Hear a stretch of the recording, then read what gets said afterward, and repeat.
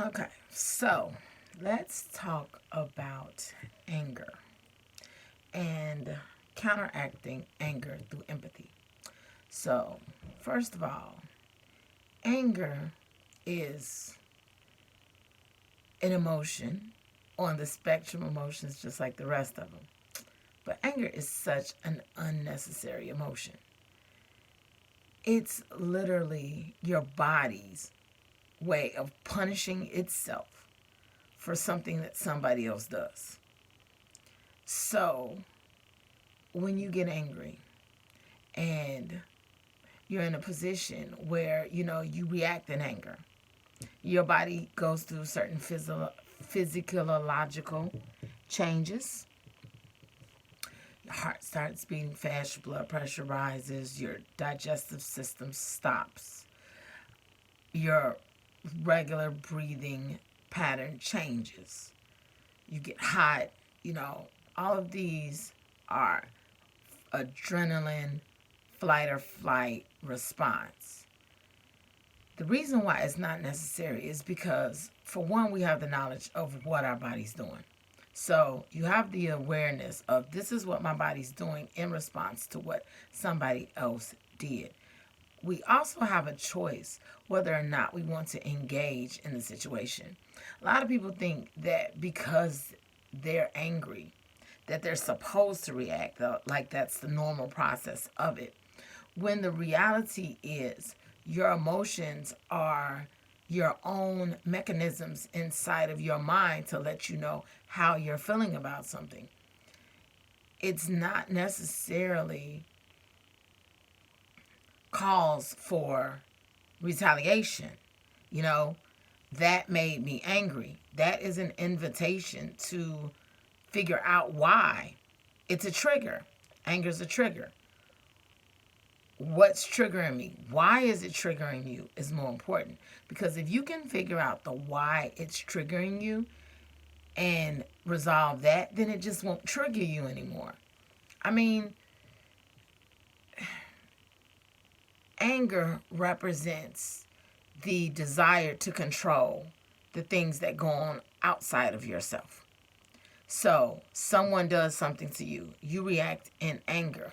The anger is basically your ego's way of saying, I don't want this thing to be happening to me. I don't want this person to do this. I don't want this event to unfold. I don't want this circumstance to flourish. What's going on in my life right now is something I don't want. The don't want is an anger response. Now, I'm going to tell you a little secret. The law of attraction. The law of attraction, because we know the universe doesn't speak English, Spanish, other languages. It speaks vibration. So, the anger, the process of the emotion, the thing behind it, I don't want this to happen to me. Don't want. Now, that's the vibration that you're putting out to the universe. I don't want. What you're focusing on right now that you don't want, because your focus is on it, your energy is on it, your attention is on it, the universe is just going to bring you more of that. That anger, yeah, you're going to always be angry. You're going to always feel anger because you're putting it out there that that's what you want because you're focusing on it. Do you see why it's unnecessary? Because you're literally creating an environment that breeds more and more anger. And the repetition of that will never change until you realize what you're doing and why you're doing it.